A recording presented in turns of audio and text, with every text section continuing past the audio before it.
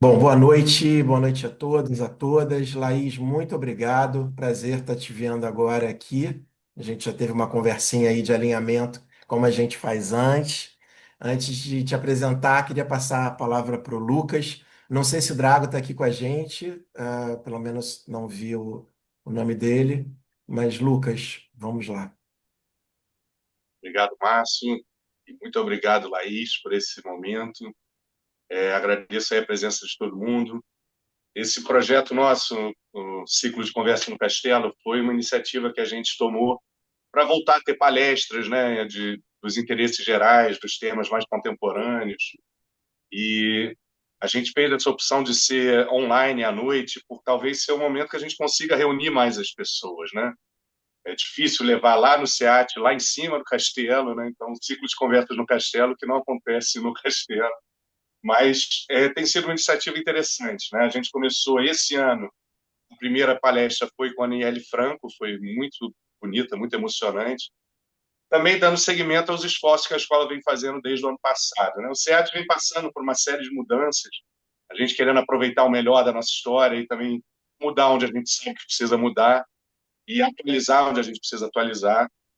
Então, no ano passado, a gente começou um projeto de encontros formativos para uma educação antirracista, que tem que continuar, né? Um trabalho que persiste, inclusive a palestra com a Aniele foi nesse sentido também.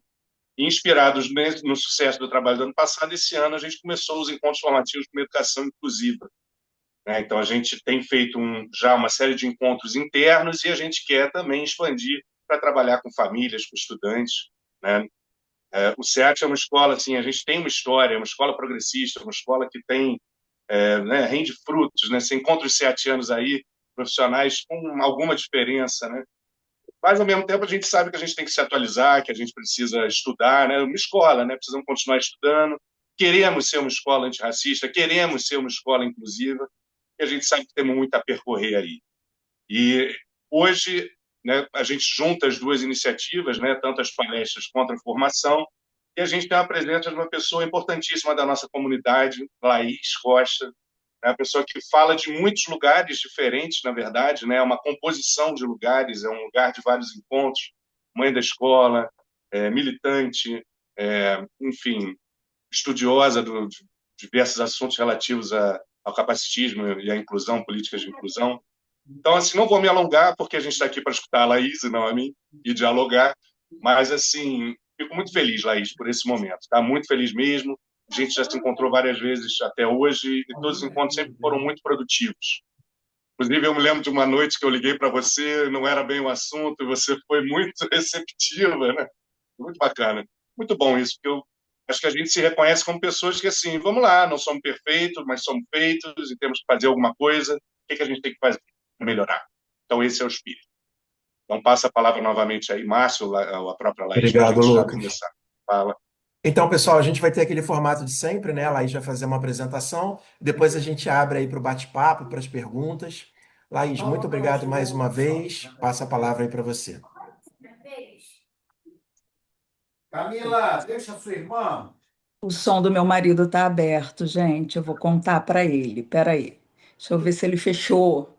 Ou você fecha. Fechou? Fechou?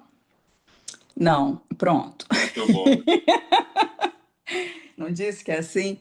Então, vou iniciar agradecendo, né, ao Lucas, quem me fez o convite.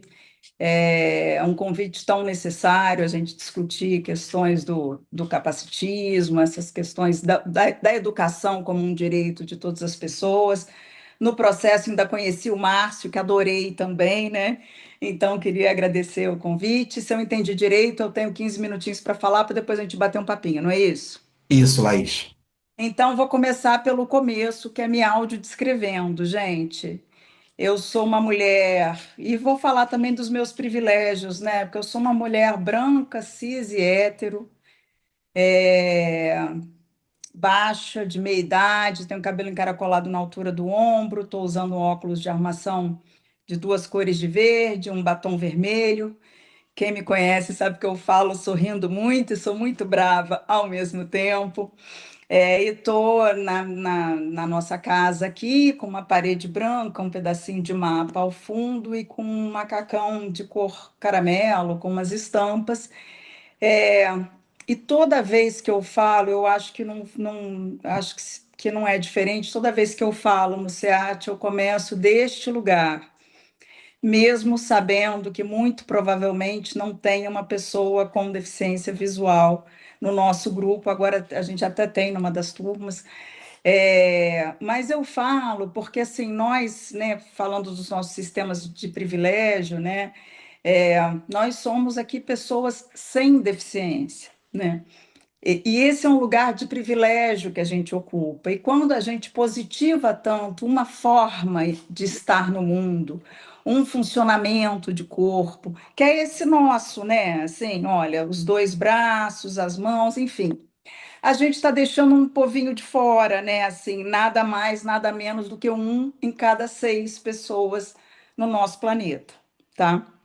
É, E aí, gente, a gente está falando o seguinte, que, né, é importante a gente se lembrar que nem todo mundo vê com os olhos como a gente está acostumado a ver, né? Tem gente que vê com o tato, tem gente que vê com o ouvido, nem todo mundo anda com as pernas, tem gente que anda utilizando rodas, né? Que não é um lugar de prisão da pessoa, é um lugar de liberdade dessa pessoa.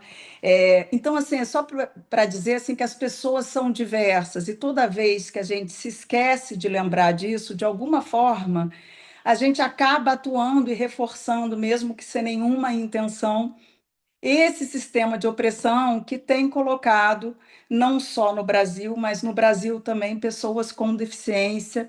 Márcio, você vai me avisar quando eu tivesse uns 10 minutos, assim, só para Claro, me dar um Laís, sem desespero problema. básico? Pronto. Claro.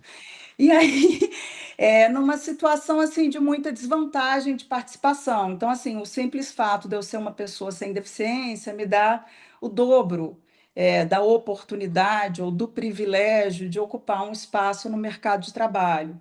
E quase 4 vezes mais, esses são dados coletados em 2019, tá? Quase 4 vezes mais de eu concluir o ensino superior. E aí, a gente estava batendo papo aqui enquanto vocês terminavam de entrar, e eu estava conversando antes com o Márcio, que não sabe, mas vai ser um amigão meu, e ele estava falando, a gente estava falando dessa dificuldade ainda, como a gente tende, assim, no desconhecimento, na falta de convívio, de homogeneizar as pessoas com deficiência. Então, assim, meu privilégio é um pouco mais do que 2 vezes para ocupar um espaço no mercado de trabalho, mas é 14 vezes maior do que o privilégio, do que o de uma pessoa com deficiência intelectual e psicossocial. E aí o nosso capacitismo apita, porque eu sei que ele apita, né? Que muitos de nós falam assim, mas essa pessoa também, né? Ela não consegue.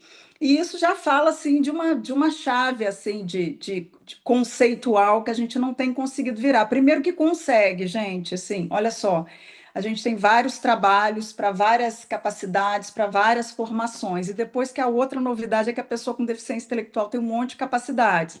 E eu sempre narro isso falando que minha filha, aos 4, 5 anos de idade, que tem deficiência intelectual, tacou-me uma mentira, né? É, e aí, uma das delícias de ser mãe de uma criança com deficiência é que a gente celebra umas coisas muito bacanas também, porque a mentira é uma história em paralelo inventada, é muito complexo mentir.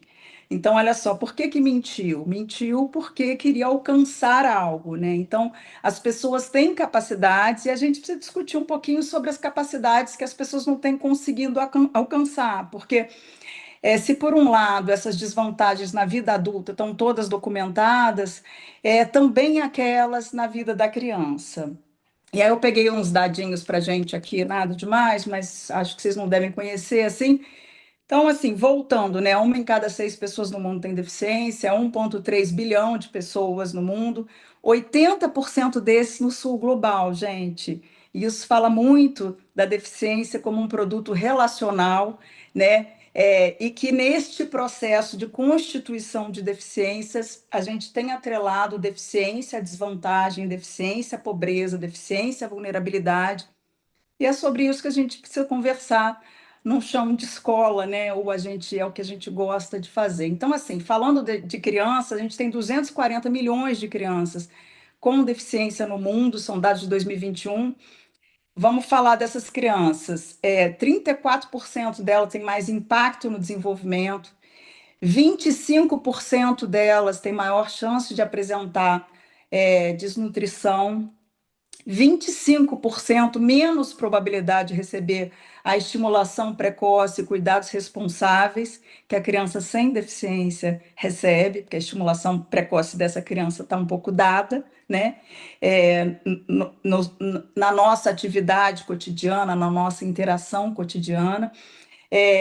25% menos chance de frequentar a educação infantil, 32% mais chance de sofrer castigos físicos graves em casa, 41% mais chance de sentir, e, gente, o povo sente e sabe que sofre discriminação. E discriminação é uma desgraça, né, gente? Porque é muito difícil a gente crescer e se constituir na nossa potencialidade sobre a marca de um estigma. E um estigma associado a quem você é, porque ter deficiência é parte de quem a pessoa é parte dessa identidade. É, Tem 3,7, quase 4 vezes mais chance de sofrer violência doméstica, 2,9 mais chance de sofrer violência sexual, maior exposição à estigmatização e pobreza, piores indicadores de saúde. Obviamente, a gente vive num país desigual, a gente sabe que são esses marcadores sociais se entrecruzando. Então, quando você tem uma criança com deficiência negra, por exemplo, ela tem menos chance de acessar um diagnóstico que ainda está muito associado ao acesso a direitos. Esses dados eu te falei de mundo, né? Falando do dado aqui de Brasil, só para a gente entrar em educação, então, enquanto 0,4% de crianças de 11 a 14 anos de idade sem deficiência tem menos de um ano de estudo, 6,7%, portanto, 17 vezes maior o risco de uma criança com deficiência ter menos de um ano de estudo. E a gente precisa se perguntar um pouco assim, o que é que produz isso, né? Porque a gente precisa sair um pouco dessa noção de que o problema está na criança, porque o problema está nesse pensamento nosso, né? É, Sem querer teorizar muito, mas muito brevemente, hoje você tem. Oi, Fabiana. E hoje você tem instituído no Brasil e em vários países do mundo o modelo social da deficiência, que assume a deficiência como algo relacional, né? Então, quem é a pessoa com deficiência? É aquela pessoa cuja diversidade funcional, cuja característica de funcionamento do seu corpo, em contato com barreiras à participação, é, ela então essa pessoa tem condições piores de participação, né? Então, na prática, o que eu estou querendo dizer é o seguinte: tudo que o meu corpo precisa, o meu corpo que é igual ao de vocês, o corpo positivado, as nossas necessidades de mediação estão ali. A gente pode subir o degrau, a gente pode subir a rampa, né? A nossa necessidade metodológica de aprendizado está ali. Em maior ou menor grau, varia, questão racial, gênero, etc. Mas a nossa presença no espaço da escola está positivado, a escola está desenhada para a gente. Mas a escola não está desenhada para criança com deficiência. A gente está falando da escola porque a gente está batendo papo sobre educação. A mesma coisa serve para a saúde, a mesma coisa serve para trabalho, a gente vai adiante. Mas o Márcio falou assim, Laís, fala comigo, assim, quais são os grandes desafios? E eu acho que o grande desafio é a gente reconhecer, a gente, assim, botar um pouco a mão na consciência, né? E é difícil fazer isso. A gente também estava tendo essa conversa, porque é muito difícil a gente não se enxergar como bacanão, né? Mas toda vez que a gente positiva o nosso direito à educação, porque no nosso país a educação é bem público, é direito de todas as crianças. É direito de todas as crianças acessarem condições para aprender, é direito de todas as crianças interagirem, estabelecerem um ambiente social saudável e terem metodologias compatíveis com as suas necessidades de aprendizado. Mas como a gente não conviveu muito, a nossa geração, eu sou mais velha que boa parte de vocês, mas a verdade é que as leis que reconhecem o direito das pessoas com deficiência, elas ainda são muito recentes, né? Você tem alguns marcos no Brasil, né? Você tem um marco internacional da Convenção Internacional dos Direitos da Pessoa com Deficiência, entra com força de texto constitucional em 2009 no Brasil, e a Lei Brasileira de Inclusão.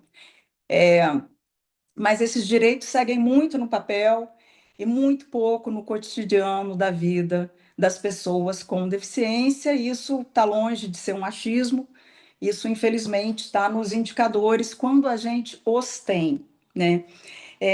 E aí, essa dificuldade, que às vezes é curioso, a gente demanda alguma coisa da escola, e, gente, assim, até eu falei, Márcio, vou falar daqui, né? Porque é aqui que a gente frequenta e a gente não está no SEAT à toa, a gente gosta do SEAT, mas eu tenho amigas com filhos com deficiência em várias escolas e a gente também lê a literatura, e isso. Infelizmente, eu gostaria de dizer que o grande problema é o SEAT. Adoraria, Lucas, eu ia amar. Infelizmente, não é, tá? Eu acho que é um problema nosso mesmo, né? Lá no artigo 8º da Lei Brasileira de Inclusão, está dito assim, que, não sei o texto, mas sei o que diz, que é responsabilidade. Porque na hora que você reconhece o modelo social da deficiência, que impede a participação são as barreiras, a gente também, daí você deriva uma noção de sujeito de direitos, né? E de uma dívida social com as pessoas com deficiência que remonta à antiguidade. E é um probleminha, porque desde a antiguidade são exterminados, são segregados, são excluídos. Então a gente tem toda uma construção epistemológica de uma relação hierárquica em relação às pessoas com deficiência. E que a gente pratica cotidianamente no chão da nossa escola também, de todas as escolas, dos estabelecimentos de saúde, na praça, onde a gente estiver, né? E aí a pergunta é um pouco, desculpa, o artigo 8º fala assim, que né, reconhecendo os direitos, mas é responsabilidade do Estado, da sociedade e das famílias a efetivação desses direitos. E aí, para quem for família aqui, tem um monte, né? Não custa a gente lembrar que garantir direito não é super proteger, é proteger os direitos humanos das pessoas que estão sendo violadas, né? Esse direito à participação. Então, assim, na realidade, o que a gente precisa se perguntar, o que é que produz é, tanta barreira à participação? Me lembro que já conversei isso algumas vezes com a Mônica. Gente, a gente tem uma diferença. Diferentes todos somos. Aqui, todos somos. Mas, assim, tem algumas diferenças que são negativadas. Quem a pessoa com deficiência traz esse conceito histórico negativado. Então, como a gente pode produzir no chão da escola esse pacto social de garantia de efetivação de direito, que não é responsabilidade de um Lucas ou de uma Mônica, ou de uma Marina, ou de um Márcio, ou de uma mãe ou um pai que não tem filho com deficiência, mas é uma responsabilidade desse coletivo. É, e que eu acho assim que a gente precisa avançar um pouquinho mais nesse processo, né? Então, lá na turma que minha filha estuda, eu sempre falo isso, eu falo, né? Teve a gente no ano passado, Mônica estava até junto, né, Mônica, nessa conversa, Camila estava passando uma situação difícil, e a gente chamou uma roda de conversa, não, mas vocês são ótimos, vocês tentam socializar, a gente é zero ótimo, a gente tem uma preguiça, um cansaço, a gente é mãe e pai velho, mas não pode ser de quem a gente é o direito de inclusão de uma criança. Porque não é do que se trata. E quando você faz isso, você volta a privatizar a deficiência. A deficiência volta a ser um problema, uma situação de ordem privada que a família tem que lidar. E, obviamente, nenhum dos nossos filhos e filhas com deficiência é um problema, não é necessidade de lidar. O que a gente acaba achando muito problemático é isso, né? Esse não entendimento. Então, às vezes eu me lembro que quando a gente está aborrecido, a gente vive aborrecido, né? Vocês sabem, Lucas sabe, vive aborrecido. É, Aí a gente vai falar alguma coisa na reunião, aí vem uma mãe ou um pai que não tem filho com deficiência, que não tem filho com deficiência, e fala assim: essa escola é muito inclusiva, como se a gente estivesse atacando a escola. Gente, se a gente não gostasse da escola, a gente não estava aqui. E eu acho assim que tem que parar e ouvir as famílias, qual é essa insatisfação? O que que é? Porque a insatisfação, gente, não tem a ver com professor A ou B. Tem a ver com o convite que as crianças não recebem no final de semana, tem a ver com a falta de mediação é, e de adaptação, ou da forma mais correta de se falar, diversificação do material. Se tem algumas coisas que são completamente inacessíveis, né? E a gente não entrar numa de que, porque assim, ah, não, mas isso você está pedindo para o seu filho? Não, estou pedindo para o meu filho a efetivação do direito à educação dele, que não vai se dar se a gente não fizer essa diversificação. E que é complicado, porque todo mundo vive nessa mesma sociedade, a gente trabalha 99 horas por dia, olha a gente à noite aqui, não é? É, mas se perguntar um pouquinho, para eu ir encerrando, que já deve estar passado todo o meu tempo, mas para se perguntar um pouquinho, o que, que é que a gente tem a ver com isso? E se a gente voltar e se lembrar da nossa infância, do nosso processo na escola, o que, que é que fazia a gente aprender? Claro, tinha aquela nossa professora predileta de todas, mas as outras matérias todas não tinham uma professora predileta de todos. O que nos fazia aprender era justamente esse espaço, essa utilidade, esse senso de pertencimento, eram as brincadeiras, era o coletivo, era a música. E aí, como é que é o estímulo para uma criança estigmatizada, que tem poucas oportunidades de participação e cuja forma de ser e pertencer ao mundo foi negativada, a revelia dela mesma? Para ela ter esse estímulo, gente. Entendeu? Não tem, aí não dá, não tem professor mágico. Eu tenho críticas, e a escola sabe as críticas que eu tenho. A gente precisa avançar num PEI. O PEI não é uma coisa feita dentro de uma escola e apresentado para a família. O PEI é algo vivo, dialógico, porque a gente precisa ser aldeia para incluir, para ensinar as pessoas que não foram pensadas enquanto se desenvolvia todas essas metodologias de ensino e aprendizagem. E aí, para eu parar de falar, eu vou só deixar duas coisas que eu acho bacanas, se vocês já conhecem, tá bom? E se você, uma eu acho que vocês conhecem e outra talvez não. A gente ouve muito, né, essa coisa assim da inspiração. Ai, nossa, eu tava me. A gente ouve muito, a gente odeia, odeia. É assim, nossa, eu estava me sentindo mal, mas eu vi aquela criança e ela não tem um braço. Eu pensei, eu não posso ser, né? E, gente, isso deriva da nossa noção de que o outro vale menos ou é menos feliz em função da diversidade funcional dele. Isso é uma fantasia nossa. As pessoas são como nós, felizes e infelizes sendo quem elas são. Deixa a gente infeliz sem pedir de participar. Deixa a gente infeliz sofrer preconceito, mas não é ser quem a gente é que deixa a gente infeliz. Então, tem um vídeo de uma australiana, um TED Talk chamado Stella Young. Eu não sei o nome do vídeo, mas se você colocar inspiration, que ela denuncia esse pornô da inspiração, mas toda vez que eu ponho porno, vem um monte de coisa pornográfica mesmo. Então, alguma coisa, Stella Young, inspiration, que ela faz um TED Talk falando assim, gente, muito obrigada, eu tenho mais o que fazer da minha vida, ou não tenho o que fazer, mas eu não sou sua inspiração só porque eu existo. É bem bacana, ela infelizmente faleceu em anos recentes. Eu acho que esse é um vídeo, outro vídeo que eu queria, que vale a pena ver, um outro vídeo que eu queria, que eu acho que vocês conhecem, né? Aquele vídeo da Chimamanda Adichie, da História Única, que é um TED Talk também. Se vocês não conhecem, é a coisa mais deliciosa. São 18 minutinhos. E eu gosto desse vídeo para pensar a pauta da pessoa com deficiência, porque a Chimamanda ela tá justamente pontuando isso, o risco da história única. E eu acho que assim, se tem uma sementinha que eu gostaria que a gente pudesse dar uma regada, é pensar que assim, já tem séculos de história única sobre a pessoa com deficiência. Esses séculos de história única das pessoas com deficiência faz a gente não saber que foram as primeiras vitimizadas pelo nazismo, por exemplo. Faz a gente não saber que tem países que estão impedindo quase que completamente o nascimento de pessoas com SD, que eu não sei se está ouvindo lá embaixo, então vocês entenderam como, né, como tem na minha família.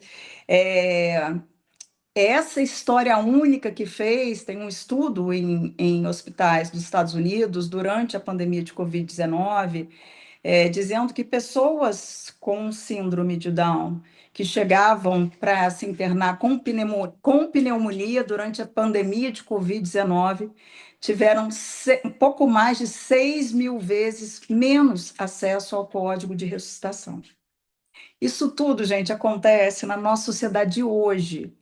E a gente tem um papel, Laís, é outro país, gente, a gente tem um papel nesse sistema de opressão, porque não há neutralidade, há violência. Quando há violência, qualquer posição neutra é uma posição de violência.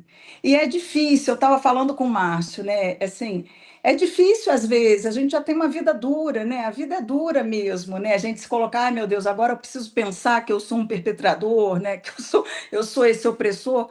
A gente é. Aqui, olha, o Cláudio já botou, gente, o Cláudio é maravilhoso. Já botou, eu acho que o link aí do vídeo da Estela. Então, gente, assim, essa questão assim no chão da escola para parar, porque eu acho que é legal ouvir mais pessoas, essa coisa da falta de possibilidade, isso eu acho que tem tanta coisa que a escola pode ajudar, viu, Lucas? Essa coisa assim de desconsiderar a potencialidade e as possibilidades da criança com deficiência. Eu me lembro que quando as crianças da turma da Camila começaram a aprender a ler, ela demorou mais, né? É, bem mais.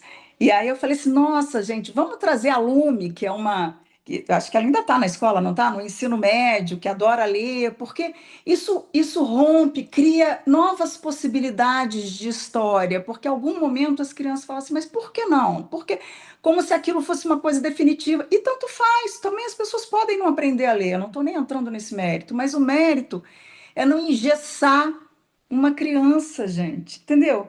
A gente determina, e aí para eu terminar assim, que eu quero falar isso, que para mim teve muito impacto na minha vida, me fez sofrer, e eu quero que vocês sofram comigo, tá, gente? Porque esse negócio de sofrer sozinho é sacarro. É, teve uma vez que, que eu estava falando então para minha filha para ler. E ela estava assim, já contei essa história, alguns de vocês já ouviram, ela estava assim como eu, e ela fez assim, não sei, né? Abaixou, fez aquela postura, projetou a língua, né? E eu fiquei pensando, eu falei, gente, assim, como que criança acessa o que quer? Manipulando. O que que faz uma criança com deficiência intelectual a entender que o canal dela de manipulação é dizer que não sabe? Porque assim, todo o entorno dela, e infelizmente não restrito à escola, parte-se do pressuposto de que ela não sabe. Mas ela sabe. Ela sabe, inclusive, que as pessoas pensam isso dela e tenta jogar a favor dela. E aí, para fechar de verdade agora, tem um relatório sobre. Não sei se. Bom, vocês sabem disso, né? Que bullying escolhe gênero, escolhe raça, escolhe deficiência. E dentre os grupos de populações vulnerabilizadas, aquele das pessoas com deficiência é o grupo que sofre bullying por mais anos na escola. É, e tem um relatório da Unesco que vai trazendo dados do mundo todo e falando dessas características do bullying contra crianças com deficiência.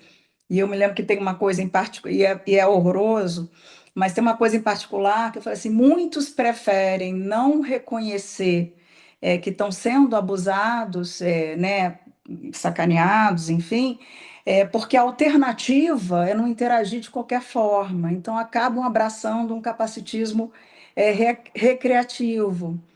E a gente precisa produzir. Isso não é a única verdade também no chão da escola, gente. São crianças gostadas, que gostam, que são gostadas, mas a gente não está falando de uma criança, nem de uma escola. A gente está falando de um processo social muito perene e muito invisibilizado por nós, né? A gente não percebe, a gente acha que é sutil, a gente pensa, essa adaptação é pequena, poderia, tá pedindo bobagem. E não é, não é. Às vezes é a diferença da criança poder pertencer, poder estar, ter as características, porque, assim, todas as crianças, independentemente de deficiência, tem as suas características, né, as suas qualidades, as suas forças e as suas fraquezas. Então, como que a gente produz essas outras narrativas para ir tensionando, né? E a escola é o melhor lugar do mundo para fazer isso, né? As crianças são melhores do que a gente. Ela já. Não, Alice, desce, filha. Eu disse, gente, não, desce. Bom, mas acabou minha fala também, senão eu falo o tempo todo. Não sei se era isso que vocês queriam ouvir. O Márcio falou assim: não, fala de todas as questões no SEAT. Eu falei: não, deixa eu falar um pouco mais amplo, porque senão às vezes fica difícil também, porque também tem isso na literatura. E trabalhadores da escola, se isso está na literatura, que os trabalhadores da escola eles ficam magoados, porque eles se esforçam muito, e a gente sabe que vocês do SEAT se esforçam muito. E a gente chega lá e fala assim, mas vocês não fazem nada. Porque a gente chega falando isso mesmo, porque às vezes é quase nada o que para cá, porque são duas visões e lugares de entender a situação que são muito diferentes. E esse conflito, ele precisa aparecer, a gente precisa entender essas versões variadas, né? Que quando a gente fala assim, mas não fez nada, não adaptou, não, a gente não está desvalorizando todo o trabalho, mas a gente está vivendo uma angústia, porque, gente, também está na literatura científica que as crianças com deficiência, principalmente essas com deficiência intelectual, mais questões sensoriais, elas acabam se desenvolvendo, e a gente também ouve isso no nosso grupo de inclusão, a depender da boa vontade do professor. E aí, boa vontade, empatia é super bacana, mas a gente não quer discutir isso, a gente quer discutir direitos. E acabei, pronto, falei. Obrigado, Laís. Assim, jamais poderia te interromper com 10 minutos, né? Sua fala foi incrível e, assim, eu jamais faria isso. Então, parabéns, muito obrigado. Pessoal, vamos abrir para as perguntas, então, por favor. Hoje a gente está num ambiente mais, né, assim, mais tranquilo, Laís é da casa, e aí eu queria passar a palavra para vocês. Podemos começar aí esse bate-papo e essa troca, por favor. Enquanto alguém não fala, Márcio, você é muito incompetente para me mediar. Eu estou falando aqui a meia hora, 40 minutos, Jamais, né? jamais eu Ai, mediaria dessa forma, gente, Laís. Estava terrível. curtindo e aprendendo aqui com cada fala sua. Quem abre? Vamos lá, pessoal, vamos quebrar esse gelo aí. Bem, ninguém vai, então vou eu. Milena. Bem, Laís, a gente está aí esse ano completando 10 anos da Lei Brasileira de Inclusão, né? E eu queria ouvir de você quais avanços você vê que as escolas como um todo, né, realmente avançaram nesses 10 anos, ou seja, quais direitos as escolas de fato estão respeitando e quais são as perspectivas aí nos próximos anos? Assim, o que você acha que vai acontecer?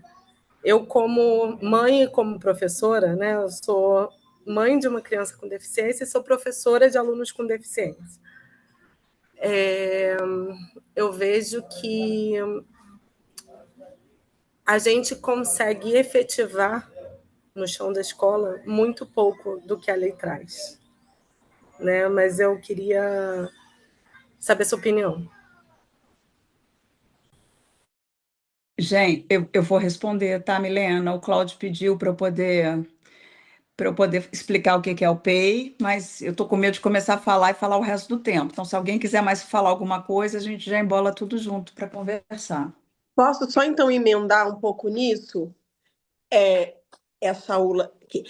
Eu queria falar mais um pouquinho também dessa questão da legislação educacional, um pouco dessas funções, não só o PEI, mas esse papel de mediador, né? E como o SEAT trabalha com essa questão dos professores integradores, entender um pouco mais nesse suporte pedagógico, como que a legislação fala, enfim, como que as escolas materializam ou não isso, ouvir um pouco sobre isso. Até né? E também tem uns silêncios também, eu acho, né? Que tem agora essa questão dos acompanhantes terapêuticos, dos ATs, enfim, entender melhor um pouco os papéis que, de acordo com a legislação. Respondo, gente, ou Lucas, não vai me perguntar nada, Lucas? Vamos de duas por duas, Laís, que aí a gente vai, Vamos lá, vamos o pessoal lá. vai se animando mais, se inspirando aqui. Então, gente, assim, vou começar pelo começo, pelo fim, sei lá eu, né? Eu não tenho boas expectativas no momento político que a gente vive hoje no Brasil e principalmente no mundo. Existe um demônio laranja que quer acabar com os direitos humanos das Nações Unidas, e assim, a gente não está bem. E se a gente voltar um pouco a fita, durante o governo daquele energúmeno, daquele Bolsonaro, houve diversos ataques, quem é de dentro da pauta, quem é familiar aqui sabe, diversos ataques aos direitos conquistados das pessoas com deficiência. Entre eles, o direito à educação inclusiva.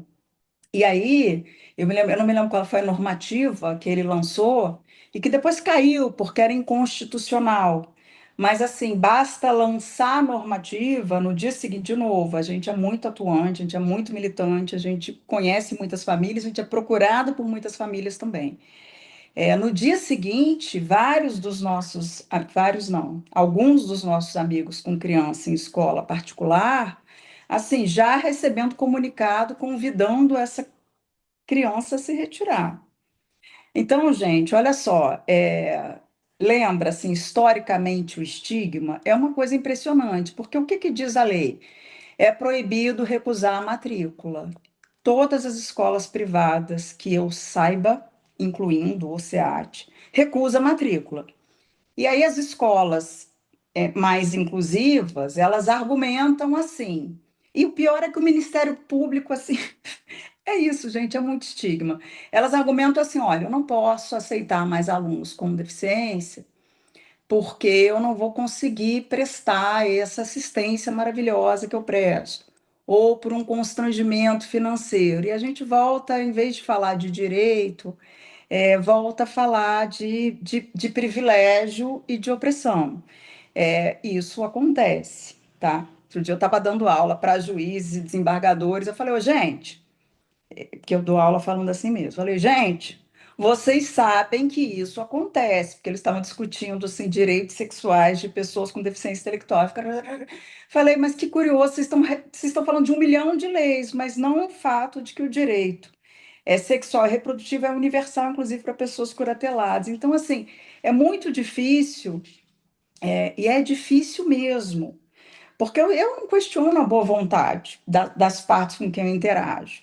Mas aqui também não quero falar de boa vontade, eu quero falar de direito. E aí, falando de educação, gente, olha só, no nosso país, a educação é um bem público. O que que isso quer dizer?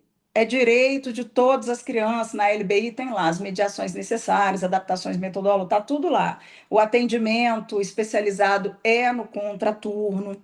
E aí, assim, as escolas privadas, todas, tá, gente? Que eu saiba, que elas fazem? Elas fingem que isso não tem a ver com elas. Ocorre que, quando você tem um bem público e um direito universal, não importa a natureza jurídica desse prestador de serviço, esse é o direito. Ele não se efetiva nas escolas privadas. Eu posso falar das escolas públicas, porque o Lucas já fez aquela cara que ele faz quando eu falo as coisas que ele não gosta. Eu posso falar das escolas públicas também, as outras formas de você expelir as crianças e as famílias com que têm crianças com deficiência. Que é assim, sabe o que que é? É que o estagiário ainda não foi contratado, mãezinha, mãezinha. E aí, então, eu só vou poder ficar com seu filho. A gente está falando, eu me lembro disso de uma amiga minha. O filho dela tinha 3 ou 4 anos com síndrome de Down. Veja bem, não tinha nenhuma demanda assim, né? Olha só, a gente só vai poder ficar se você ficar aqui fazendo a mediação dele. Ah, Lucas, tá vendo? Sei falar do lado de lá também, né? E aí tem a questão assim, a vantagem, né? Acho que a vantagem mais da escola pública porque o convívio é mais. Essa coisa da negação de matrícula vai um pouco por aí, né? E, e tem uma coisa também que eu falo assim: ah, nossa, eu tô pessimista, porque o Trump, não sei o quê. Mas o convívio tem uma potência. Então, tem algo sendo gestado no chão da escola, deste nosso SEAT, que a gente nem desconfia o quanto vai dar certo, porque tem isso também. Então, nós, famílias, falamos assim: olha só, minha filha não está aqui para interagir só, e nem para. Que bacana, a gente às vezes ouve isso da melhor das boas intenções, né? Ai, que bacana meu filho conviver com a diversidade, como se essa fosse a função da minha filha.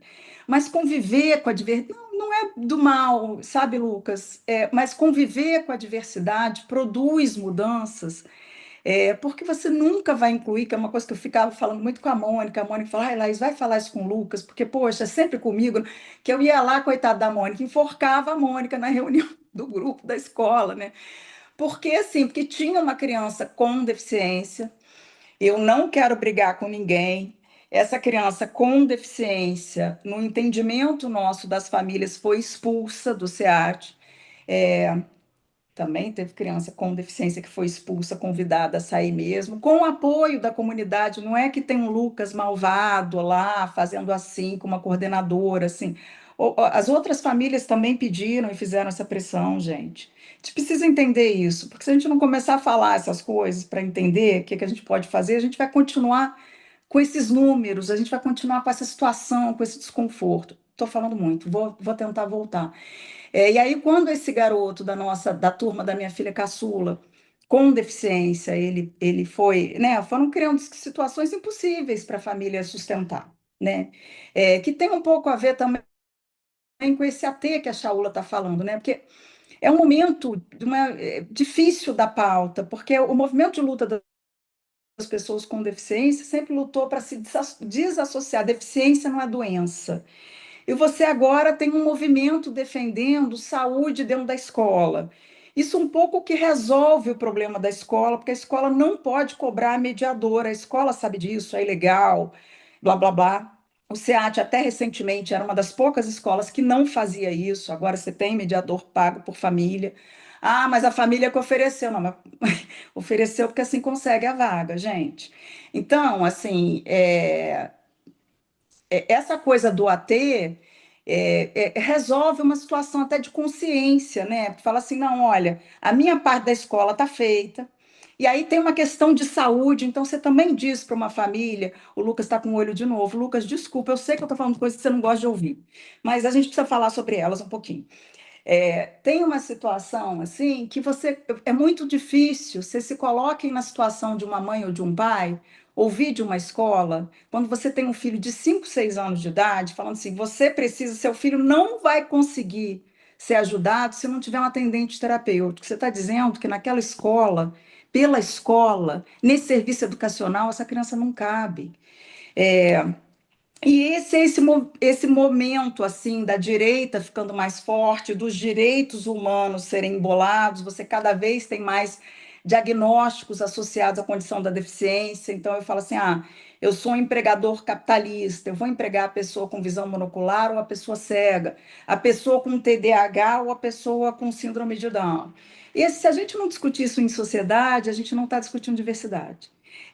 E a gente também não está percebendo algo que é muito bacana, que eu tenho certeza que Lucas percebe, que Mônica percebe, Fabiana, então, só porque ela. Fabiana, não é Fabiana, então, desculpa, a gente não quis hierarquizar, mas é que Fabiana tem feito nas aulas de inglês dela trazido o tema da pessoa com deficiência, e é muito legal trazer esse conflito e essa discussão entre crianças, né? Que certamente Fabiana é apoiada pela coordenação, pela direção. Então, só para não ficar parecendo que a gente está falando só de um lugar, né?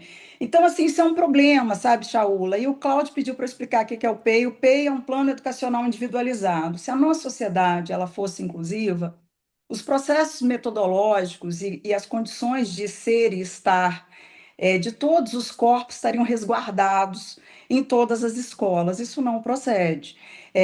Então, isso não procede ainda em escola nenhuma, sinceramente. Então, você tem esse plano educacional individualizado para você entender assim, olha, o que é que eu faço? O que é fundamental? E é uma coisa que precisa ser pactuado com família, com outros terapeutas, quando você está nesse lugar de privilégio, ter terapeutas e família que podem se dedicar um pouco, porque é um combinado do que você vai deixar de fora, e é um combinado, gente, que ele dá errado o tempo todo, e a proposta dele é dar errado, porque ele é um instrumento de planejamento vivo. É um pouco para a gente não chegar no final do ano e falar assim, putz, não aprendeu. e a gente poder ir mudando o curso e olhando um pouco mais de perto, e produzindo as mediações que são necessárias para a criança aprender. Vou parar, acho que eu respondi, né? Então, assim, Milena, os direitos são muito bons. O arcabouço institucional brasileiro é um dos mais robustos do mundo, é muito bacana. Mas eles não saem do papel ainda. E eu lamento, assim, fico feliz que o Lucas está empolgado com esse negócio de diversidade, viu, Lucas? Porque, assim, eu acho que a tendência é a gente estar com situações da escola podendo mais expelir e ignorar crianças com deficiência. Então, espero que realmente você fique bem picado por esse bichinho da inclusão, porque é uma realidade muito. É uma humanidade muito tosca, muito limitada, essa que não sabe o privilégio que é conviver com toda a diversidade humana, né? Obrigado, Laís.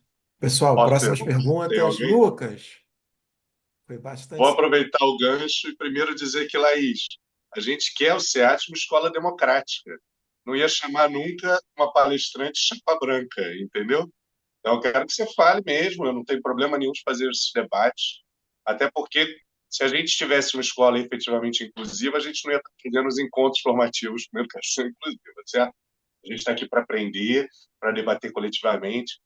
Eu, na verdade, vou fazer uma pergunta que não é nem para fugir da discussão interna da escola, tá? Mas era uma pergunta que eu tinha pensado antes dessa sua resposta. Então, não pense que eu também estou querendo mudar de assunto. Não, Você falou da legislação brasileira ser muito avançada, né? A gente sabe que tem a distância da legislação e a realidade. Não estou querendo falar exatamente disso. Minha pergunta se você tem conhecimento, se é da sua área de estudo, fazer uma comparação internacional sobre legislações. Porque, por exemplo, se você pega a legislação de gênero e a legislação sobre LGBT, existem países com pena de morte, né?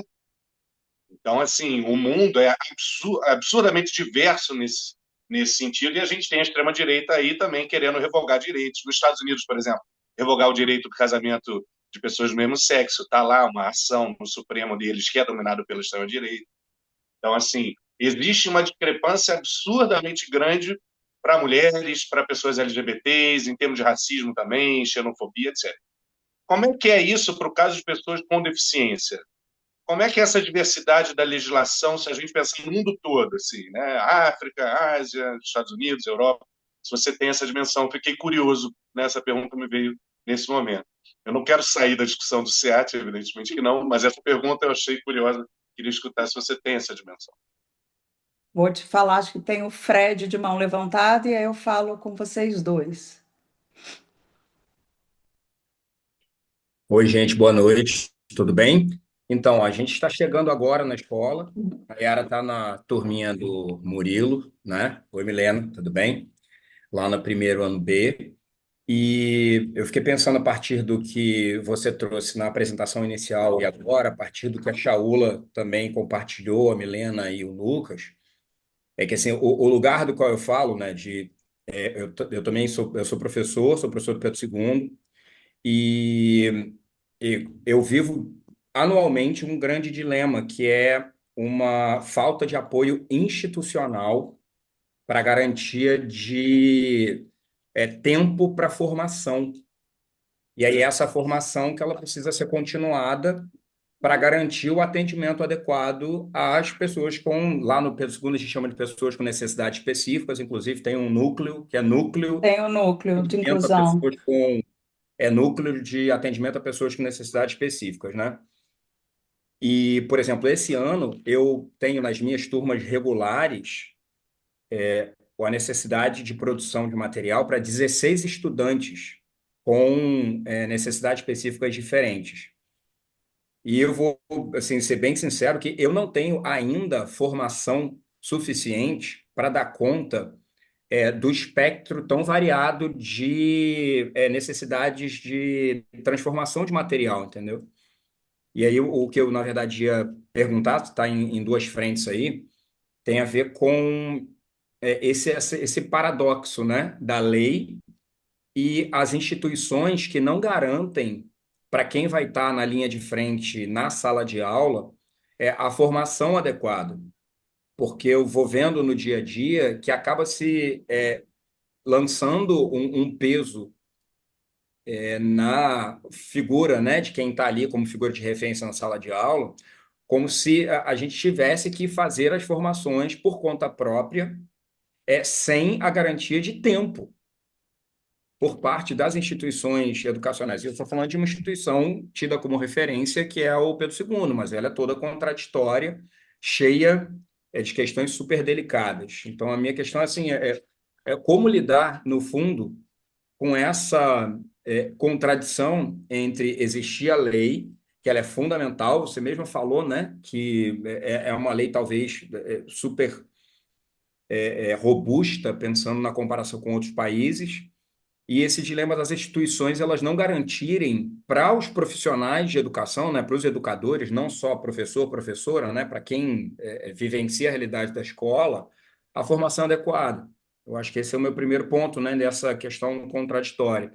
E a segunda, como eu estou chegando agora aqui no SEAT, eu não sei como essas questões são encaminhadas. O que eu venho experimentando como pai, não como professor, são as mudanças que eu vejo no cotidiano da minha filha por conta do trabalho das professoras, especificamente da turma dela, da Bebel e da Carol, por conta de um acolhimento imenso que a Yara vem demonstrando, de uma percepção da diversidade, da diferença que é ser humano. Então, assim, eu estou falando que são duas professoras, é um trabalho específico, eu não sei como isso se dá institucionalmente. Eu acho que essa pergunta fica mais para Lucas e companhia que é de dentro do SEAT, porque eu estou chegando agora e queria ter uma ideia de como é que isso vem sendo trabalhado. Eu estou percebendo que com essa formação tem um interesse, né, de fato institucional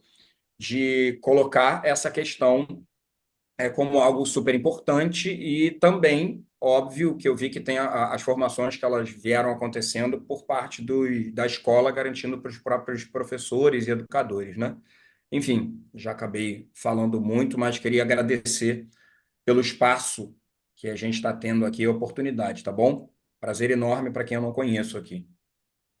Obrigada, Fred. Carla, você quer falar ou falo eu? Não sei, acho que esse troço deve estar acabando. Márcio, me conta, Márcio, como é a vida? Ou então, agora a gente vai completar uma hora daqui a 8 minutos.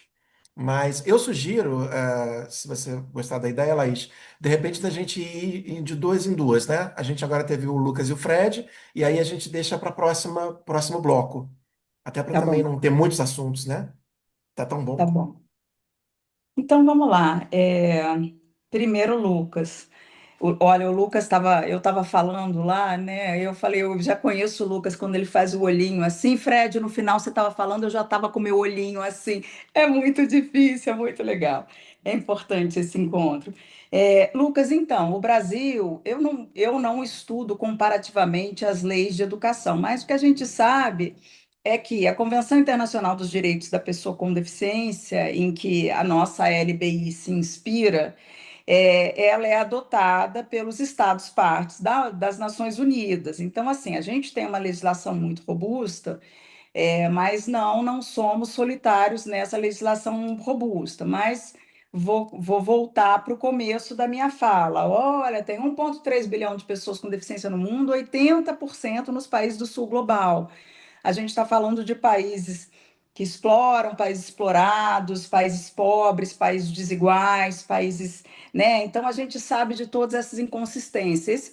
Esse projeto, por exemplo, de aborto eugênico, que eu mencionei também na minha fala, nesses países da Europa, Estados Unidos, né, é assim, o argumento né, de você produzir um aborto quando você diagnostica a condição, porque são vidas caras, e alegadamente de sofrimento. Nenhuma dessas pessoas jamais foi questionada se elas acham que a vida delas é de sofrimento, se elas concordam com o extermínio do direito à vida antes de vir ao mundo. E, gente, eu sou feminista, eu defendo o direito do aborto. O aborto é muito diferente. O direito legítimo de a mulher abortar como um direito de saúde pública é muito diferente do aborto reducionista, aquele que visa eliminar uma certa manifestação da diversidade humana da face da Terra. Tem um artiguinho de 2016 de jornal do El País, da Eliane Brum, muito legal, falando de que no buscador a gente pode colocar assim, ó, gente, minha memória é isso, né? É assim, aborto eugênico, Zika vírus, deficiência, que ela faz essa discussão assim dos limites éticos, porque eu já vi muita feminista bacana que, né, que simpatiza e que apoia a pauta da pessoa com deficiência, fala, eu não consigo ter uma posição. É claro que a gente não critica nenhuma posição individual, a gente não está falando de indivíduo, gente. A gente está falando de um produto social de eliminação de vidas pela crença equivocada que aquela vida vale menos. Então, Lucas, olha só, não tem essa comparação, mas assim, nos países ricos é porque uma vida é cara, porque aparentemente a gente pode atribuir valor monetário a uma vida. Vários países africanos, então, esse mesmo grupo de pessoas é exterminado quando nasce, há um constrangimento caso a mãe né, se encante com aquele bebê para deitar o bebê, a não amamentar, deixar ele lá para morrer, porque ele ainda está associado a um castigo divino, a família vai passar fome, escassez, vai perder o emprego. Eu, sinceramente, acho mais humano o medo de perder a família e a comida do que aquele de dizer que uma vida custa cara.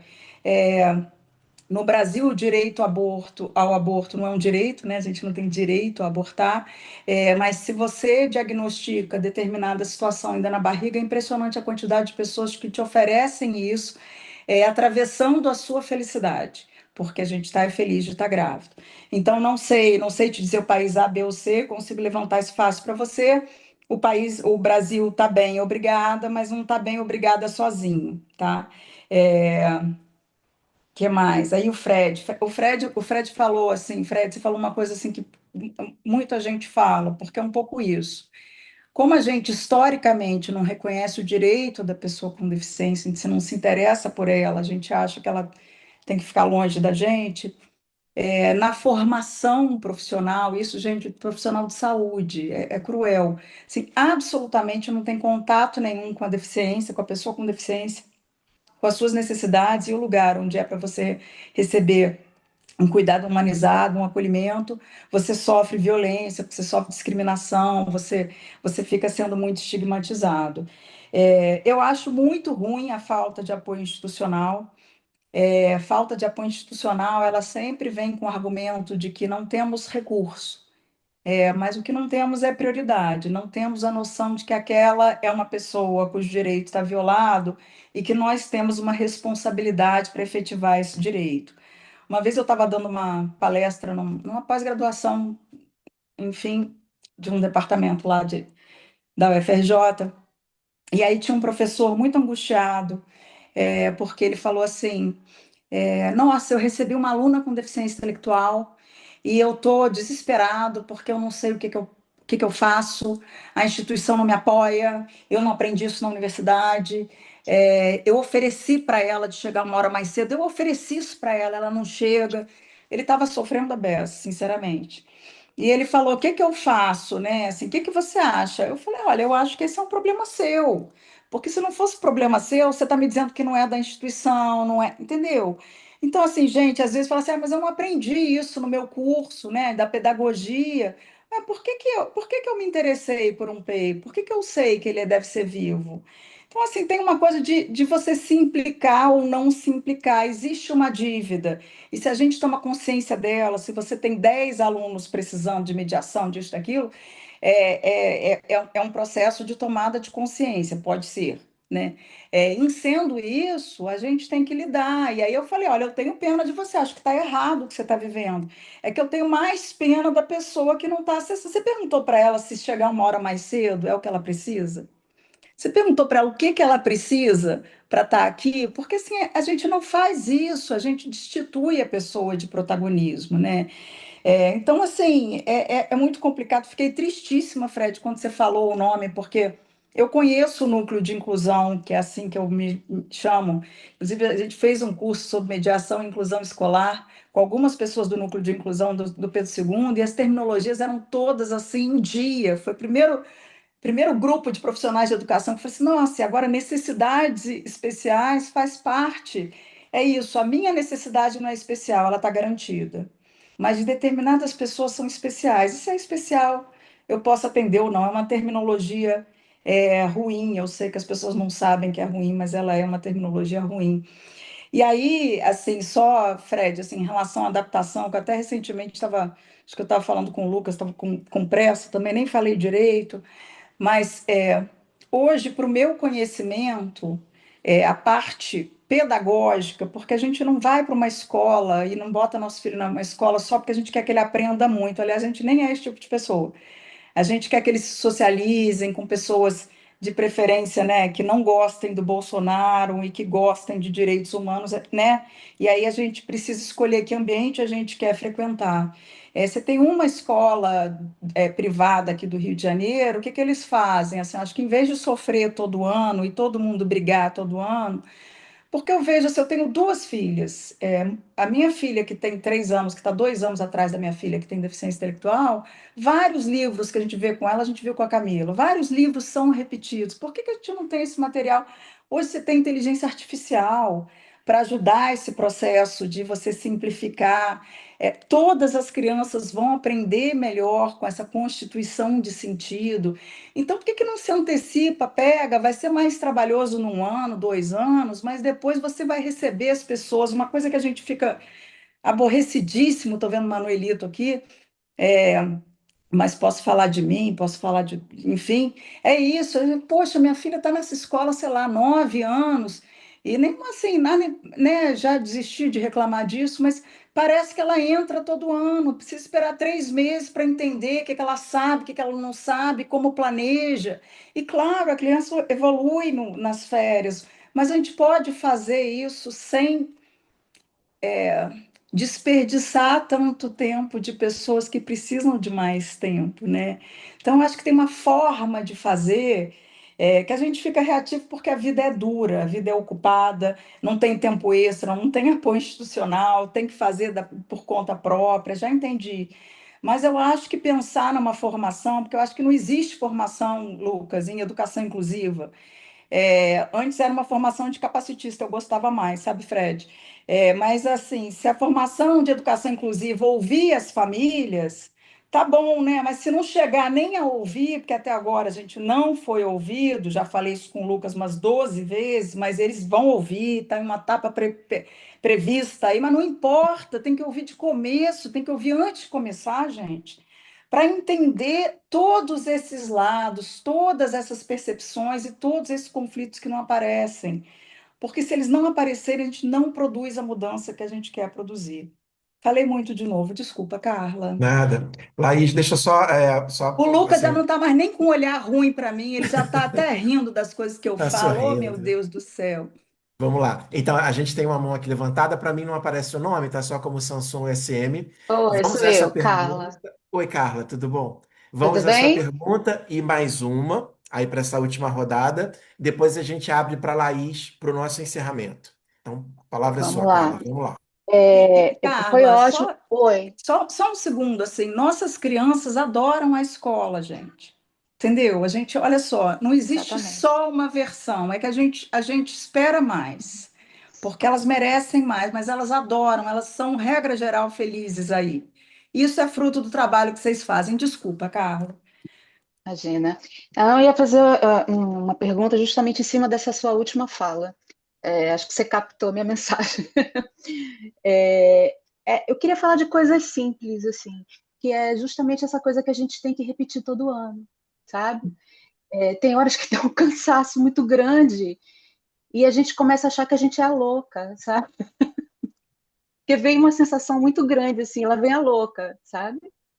E não são coisas tão complicadas. Eu acho que tem coisas que são muito simples e que são faladas, e aí às vezes eu fico em casa pensando sobre a questão da escuta. Eu queria que você falasse um pouco sobre isso, sobre a escuta da escola, assim, né?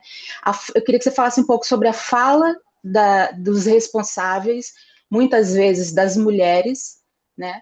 Porque elas ficam num lugar, às vezes, muito complicado, né? Porque Fala eu dos vou falar assim, responsáveis por criança em situação de inclusão, é isso que você está falando? exato, exato.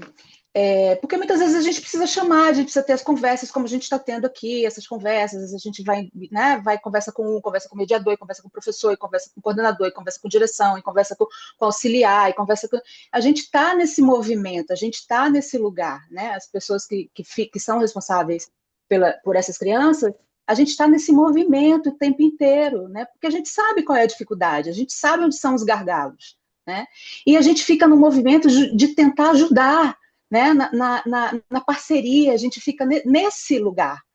Mas muitas vezes a sensação que eu tenho é que a gente, por mais que se diga que sim, sim e tal, mas muitas vezes parece que a gente não é recebido dessa forma, né? A gente é sempre muito bem recebido, mas tem momentos que por essa repetição, né, dessas coisas que não mudam e que a gente precisa estar sempre repetindo, muitas vezes parece né, que a gente não é bem-vindo, sabe? Então, assim, parece, a sensação que eu tenho é que é uma escuta, a gente gostaria de uma escuta ativa, e muitas vezes parece que se tem, mas muitas vezes também parece que é uma escuta defensiva, né? Eu fico e aí eu nunca sei quando é que eu tenho uma escuta ou outra, porque na hora do resultado, o resultado muitas vezes vem... se um ano a gente consegue ajustar melhor, a criança vai, né, não tem tanta coisa. Se a coisa não está indo tão bem e a gente pontua, a criança está cheia de problemas, né? E aí não faz isso, não faz aquilo, não sei o quê. Não que não se tenha, as crianças, todas as típicas, as atípicas, né, tem problemas, está na escola para isso mesmo, para a gente trabalhar e para a gente... As de inclusão, a gente já sabe, né, que as questões, a gente já pontua as questões, né, e tudo que se quer é uma parceria, né? Então, coisas muito simples, quando eu vou retomar aqui o que eu falei das coisas simples, material adaptado, a gente está na era da IA, né? Antecipar o assunto para a criança, isso é importantíssimo, isso a gente fala desde que se entra na escola, né? A passagem da mediação, que sempre é dita, não, as passagens são feitas assim, assim, assim, mas todo ano tem problema na passagem da mediação, né? Então, por que então não se faz a passagem da mediação com a presença dos pais? Né? Faz antes, entre os mediadores, e depois chama os pais, se faz junto e faz o movimento desse PEI, né, vivo, né? As estratégias para os alunos nos intervalos, as crianças, elas ficam muito sozinhas, né? Eu falo isso para o meu filho, ele vai para a educação infantil e fica muito só, porque assim, não tem uma pessoa para integrar, para fazer né, esse diálogo entre as crianças e propor jogos. A gente conversou sobre isso, sobre estagiários de educação física, né? O banco de dados do material adaptado, muitas vezes a gente recebe apostilas em letra cursiva, o Bernardo não está nem alfabetizado, entende? A criança, às vezes, está já no 8º ano, passa a fazer prova contando até 10, do primeiro ano até o 8º, a prova é para contar até 10, né, de matemática. Então, assim, então conta até 20, até 30, no outro, ele já poder estar contando até 80, né, na pior das hipóteses. Então, assim, e essa troca, assim, porque é desesperador, porque a gente fica num lugar assim que às vezes a gente se sente meio violentado, sabe? É uma violência, às vezes, que eu sei que não é intencional. A gente também tem essa consciência, a gente está nesse lugar que não é uma violência, né, uma coisa, não é pessoal, não é isso, mas é porque essa violência não tem motivo de ser, né? Então, assim, o que a gente mais questiona é isso, porque é um sofrimento. Muitas vezes a gente vem para casa, a luta que é do dia a dia, da loucura, do tudo, e o óbvio não é feito, né? Então a gente entra num desespero tal que às vezes determinados momentos eu já cheguei a voltar para casa chorando, sabe? E eu acho que não tem motivo de ser isso, né? Então, assim, esses momentos, esses encontros. Outra coisa, a escola proporcionada um lugar de encontro, né, entre os pais. Tem festas que são feitas que os filhos não são convidados. Isso dói na criança que escuta e finge já que não está tudo bem, e dói no pai que sabe disso, né? Então, como é que a gente resolve isso? Como é que a gente conversa isso? O que a gente pode propor com esses outros pais? Como é que a gente pode estar junto, né? É isso, não sei, não é nenhuma pergunta, eu queria que só que você falasse um pouco sobre isso, sobre essa questão da escuta e dessas coisas simples, né? Se a gente conseguisse resolver as coisas que são simples, acho que meio caminho estava andado. Obrigada, Carla. Joana? Boa noite, gente. Eu sou Joana, sou ex-aluna do SEAT e faço licenciatura, então acho que tem também tudo a ver. Minha mãe está aqui também, se ela quiser falar também junto comigo. Mas é, é uma pergunta, mas vou falar um pouco antes, contextualizar. Tenho um tio com deficiência, um irmão com deficiência. Então, eu tenho esse contato e eu sinto que no SEAT eu tive muito contato. Eu estudei lá desde o primeiro ano do fundamental até o terceiro ano do ensino médio, então tive muito contato e eu sinto que muita coisa que falaram aqui, principalmente na parte da infância, quando a gente era muito mais novo, era muito presente mesmo e que as crianças faziam menos diferenciação, independente de qualquer coisa. Então eu sinto que Cortou, eu não te tinha ouvi, Joana. As crianças o quê? faziam menos diferenciação entre todas as pessoas, independente de qualquer coisa. E eu sinto que ao longo do tempo, e eu senti mesmo isso, com a adolescência, até vai se criando como se voltasse um preconceito que não existia, nessas crianças e começam a trazer falas ou comportamentos, é, de segregação, de preconceito. Então, eu ouvi na minha turma pessoas defendendo esse aborto eugenista que você comentou. Minha mãe lembra, cheguei em casa chorando. Porque existe um lugar também de você não se opor na adolescência, aquela coisa, pertencimento, grupo, e aí você é aquela pessoa politicamente correta que não é bem aceita às vezes, em alguns grupos, e você quer pertencer ali, e ao mesmo tempo também ver a passagem do meu irmão para a adolescência. Também tem um lugar de irmã também, que fala muito do lugar de mãe, mas o lugar de irmã também é um lugar bem, bem difícil, assim. E eu acho que minha pergunta é mais nessa questão dessas fases, tipo, como você insere esse adolescente de volta nessa discussão, como você traz isso? Uma coisa que esteve ali em algum momento, até pelo meu desejo de ser professora, então tem esse lugar também, de como em sala de aula estar com isso em mente, né? Nossa, Joana, adorei o que você falou. Assim, porque eu acho que você trouxe um assunto que é muito importante a gente tratar. Deixa eu voltar.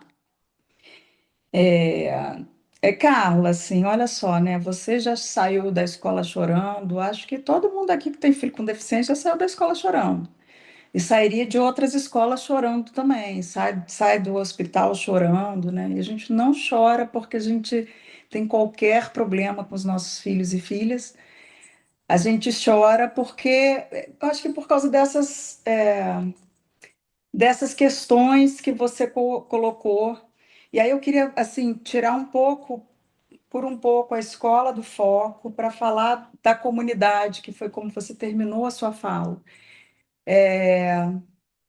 Aí eu não sei quantos familiares de crianças e jovens sem deficiência estão nessa conversa, mas precisa ter mais.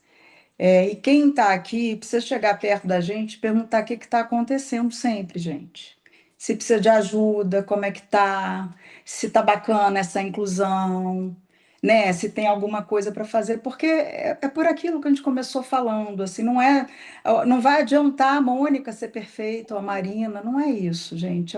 É uma coisa maior, né? E que engole a gente um pouco, né? Então, eu não sou alheia a nada do que você falou. Tudo que você falou que acha um absurdo, eu também acho absurdo como pessoa, como mãe, né? Então, por que é tão simples? Podia fazer esses sentimentos. A gente está no grupo lá que tem de mães e pais e análogos de crianças em situação de inclusão e jovens, e todo mundo fala a mesma coisa. Que até um dia eu brinquei com o Lucas, eu falei, Lucas, mas se todo mundo está pedindo PEI no começo do ano, será que a gente não tem razão? Será que a gente pode conversar isso de outro lugar? Como é que é, né? Então, assim, primeiro eu acho que falta um pacto, um entendimento da comunidade escolar como todo, não é só o professor, não é. Se fosse, estava bom também. Se fosse só o diretor, a coordenadora, estava bom também, gente. Mas eu acho que aí, Joana, traz um pouco assim do que eu estava querendo trazer para a gente tentar assim, sair desse lugar, porque ô Lucas, assim, a gente já conversou, é isso mesmo, e tem épocas que dói muito, quando nosso filho não está bem, ou quando a gente percebe que, poxa, ele está ali, está mal aproveitado, ele não está, sabe, assim, toda vez que há falha em estimular esse jovem, essa criança, aí o problema é da criança, e isso é muito violento de ser ouvido. Agora, assim, só para voltar e ser justa, lembra que eu falei, assim, ali da educação inclusiva, né? Que você tem muita divergência de posição entre o que dizem os trabalhadores da escola e o que dizem as famílias.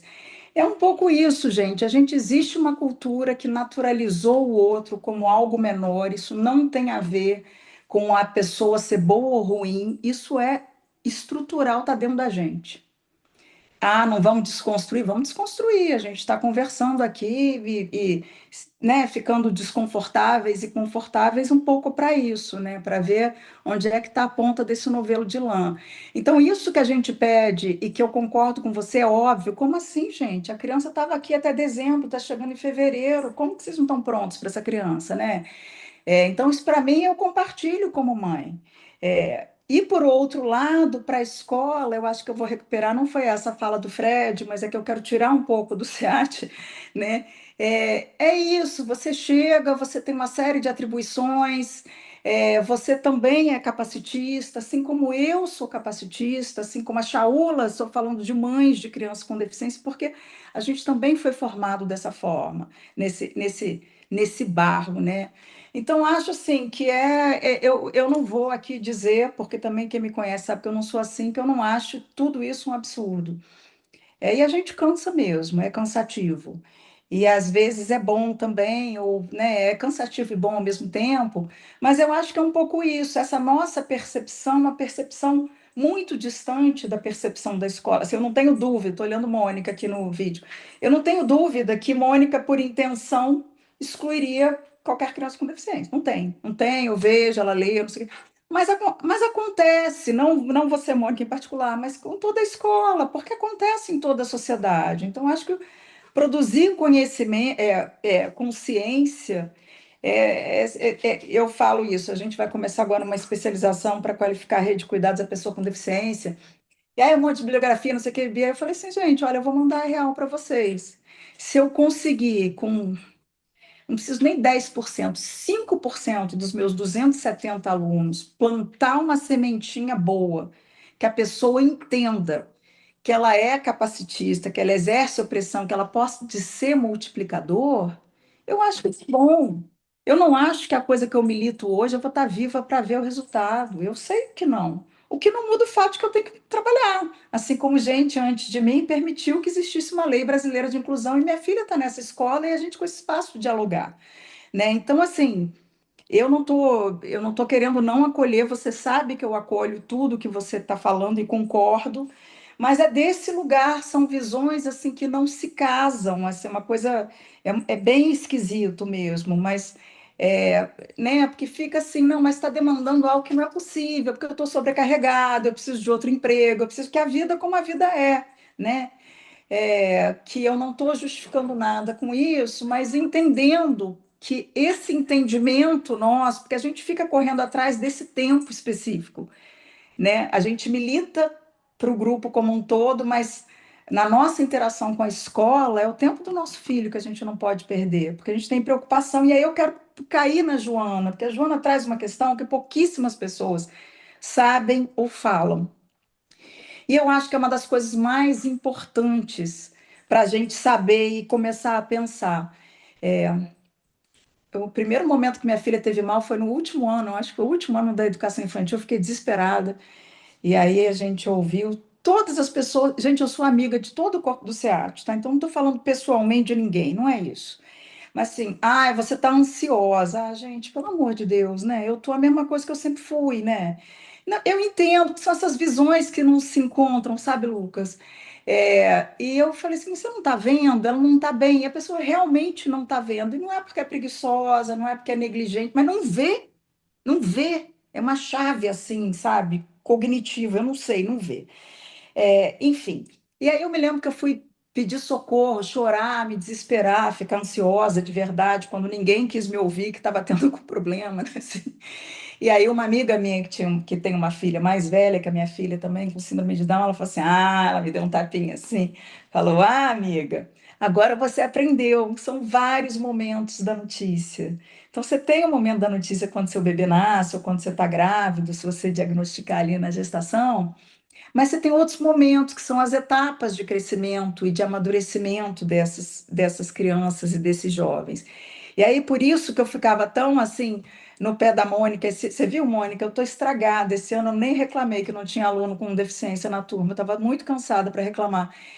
Porque eu, assim, eu não vejo chance da minha filha caçula, Alice, crescer não capacitista, e entendendo esses valores de inclusão, só olhando, porque ela tem muito amor pela irmã.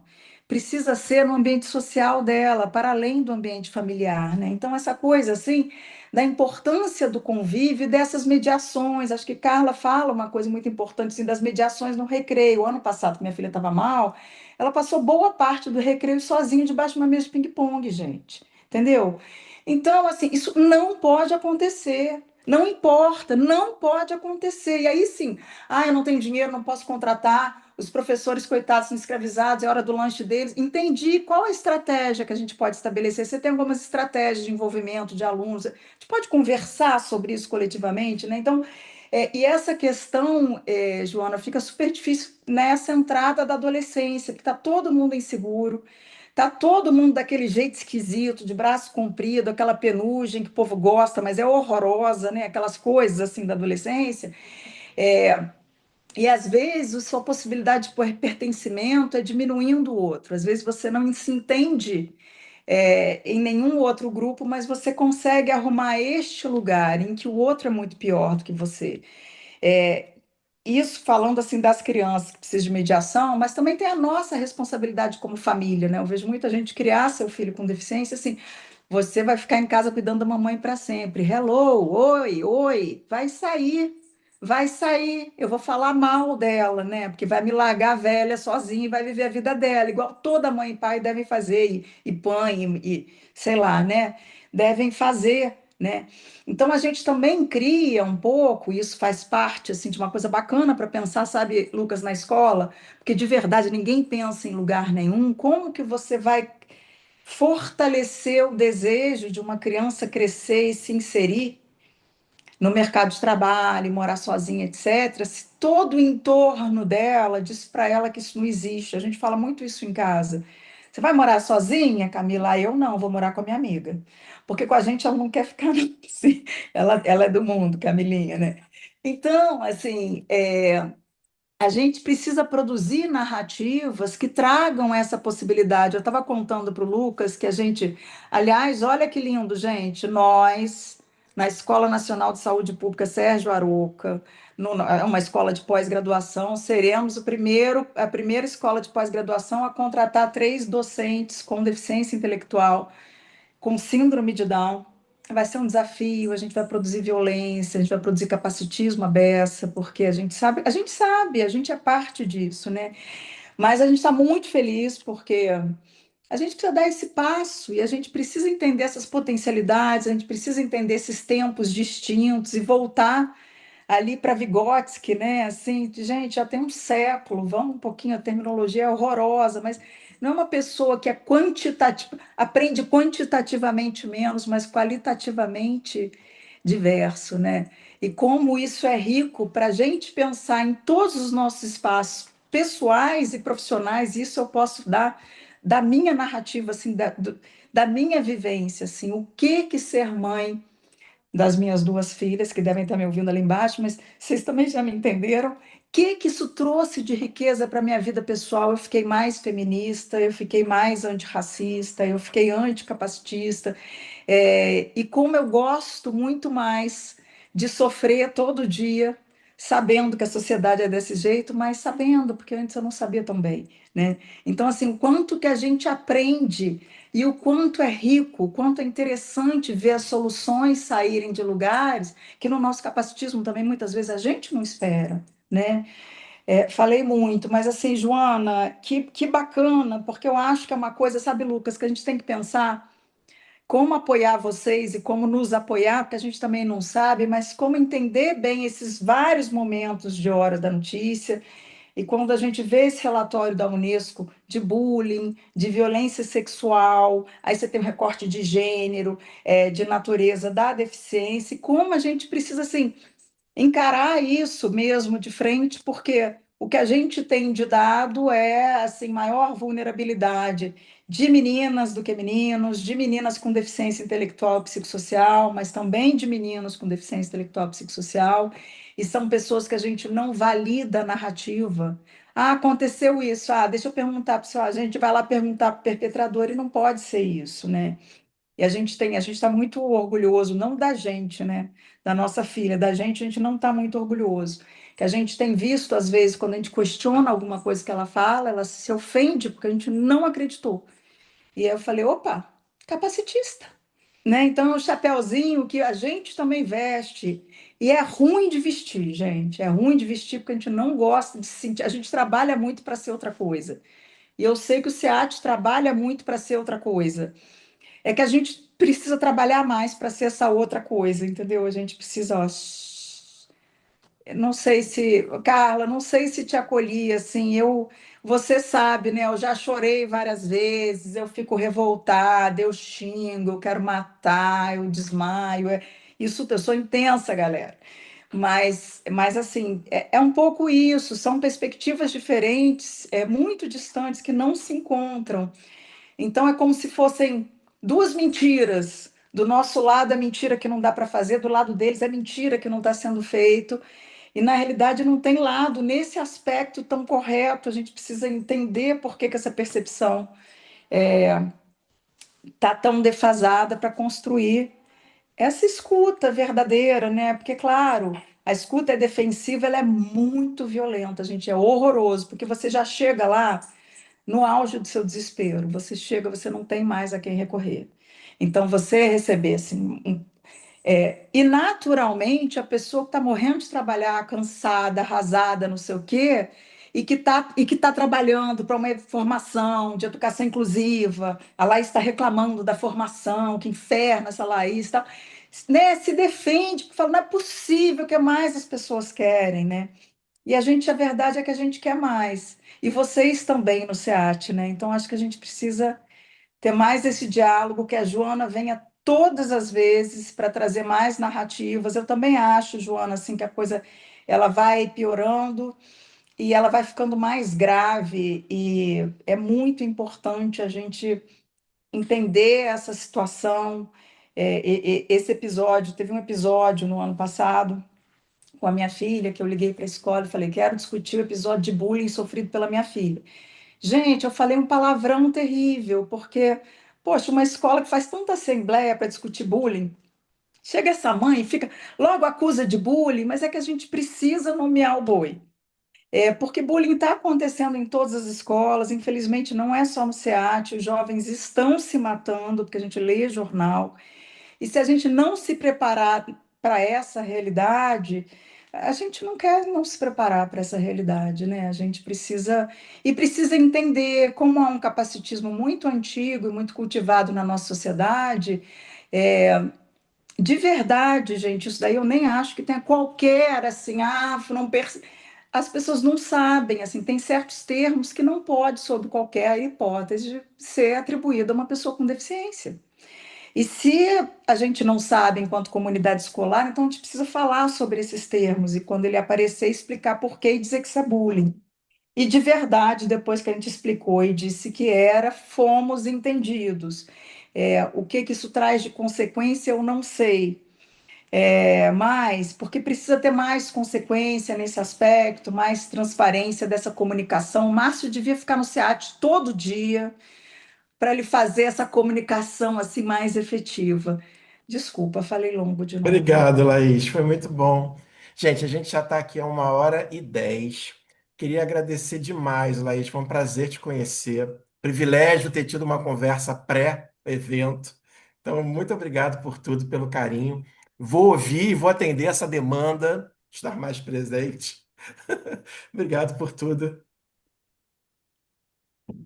Beijo, Lucas, obrigada, Bom, ó. Obrigada pelo é, convite. Lucas, pela oportunidade. Gente, eu sou mãe raivosa, então o Lucas, assim, ele foi muito aberto e acolhedor.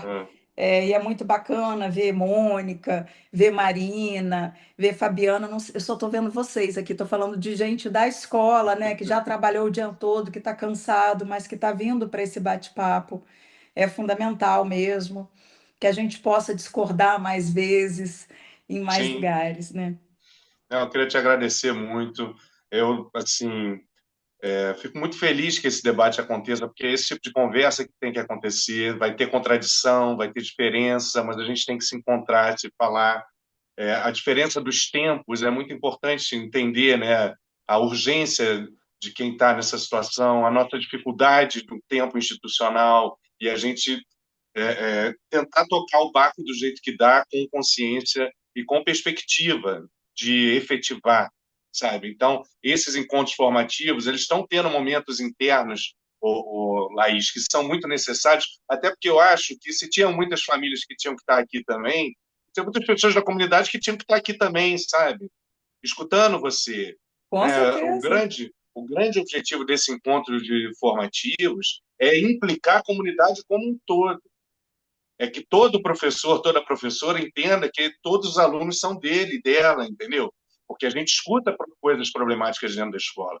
Então, se de fato a gente está nesse primeiro momento fazendo uma coisa mais interna, é porque precede. As pessoas precisam nos escutar primeiro e a gente conversar com as famílias. Eu não tenho a A menor gente dúvida vai que a discordar, Lucas, gente mas vai com amor. discordar, eu sei disso. Só lembrar que no ano passado fizemos o primeiro encontro das famílias de crianças em situação de inclusão da história da escola. Demorou para acontecer, né? A gente reconhece. E a gente reconhece que a gente está construindo um processo muito frutífero. Os encontros que a gente já teve internos foram muito bons. Essa palestra, que é aberta para pessoas de fora da escola, também é parte desse processo. Vamos ter o dia 9 de setembro aí, que vai ser às 5h30, com a Tayane, lá um encontro para as famílias, para a escuta. O dia 11 de outubro, e aqui eu anuncio também, a Laís está ajudando, junto com a Luz, ajudando não, a gente está programando um grande dia para toda a comunidade, dia 11 de outubro, focado no tema, e depois, dia 31 de outubro, mais um encontro com famílias. É isso, Laís, eu não discordo de maneira nenhuma da necessidade da gente estar com vocês. A gente vai estar enfrentando as contradições que você mesma coloca, né? A vida como ela é, as instituições como ela é, mas como que a gente quer que seja. Tá? Então, te agradeço novamente. Se você quiser fazer um encerramento aí, para eu não ter a palavra final, fique à vontade, mas eu fico muito feliz, foi muito bom. Agradeço muito todas as falas também. E é isso. Não imagina, não tô feliz pelo convite, feliz por ter dialogado aqui. É, que as próximas vezes a gente consiga ter mais gente. E assim, feliz de ter conhecido você, né, Márcio? Já falei umas 15 vezes hoje, mas gostei obrigado. mesmo. Eu E também. que a gente realmente possa refletir mais e se acolher mais esses momentos, gente. Não, pensando bem, eu quero falar uma coisa. É muito solitário. É muito solitário. Esses momentos difíceis, eles são muito solitários. Aí eu quero contar uma outra coisa para vocês. Eu estava dando uma aula no mestrado, vou terminar, é um segundo de verdade, no mestrado em Brasília, com uma aluna que é uma mulher tetraplégica brilhante. Para mim, é uma liderança do movimento maravilhosa. É, eu dando lá a minha aula, e eu falei assim, gente, e eu fui vendo esses capacitismos que ninguém percebe que está produzindo, né? Quando a gente fala que é a sua adaptação, a sua necessidade para te atender, e que ninguém percebe muito isso, mas que é muito violento. E eu me dei conta, falei assim, nossa, que solitário ser você. E eu me dei conta que eu sempre posso calar minha boca, eu posso não militar. E eu posso, mas a pessoa que vive a deficiência no corpo não tem essa opção. Então, para a gente dormir assim um pouco com essa reflexão, porque tem essa galera aí, olha, um em cada seis no mundo. A gente não tem dado comparável no Brasil, falando do Brasil, né? Mas a gente tem dever de casa para fazer, e obrigada Aqui, ó, meu povo. A filha só da mãe e a filha só do pai, que uma é a minha cara e o pai tem essa cara aqui, para quem não conhece a família, entendeu? Pronto. Um beijo, gente. Boa noite, Obrigado. viu? Beijo, Obrigado, gente. Boa noite.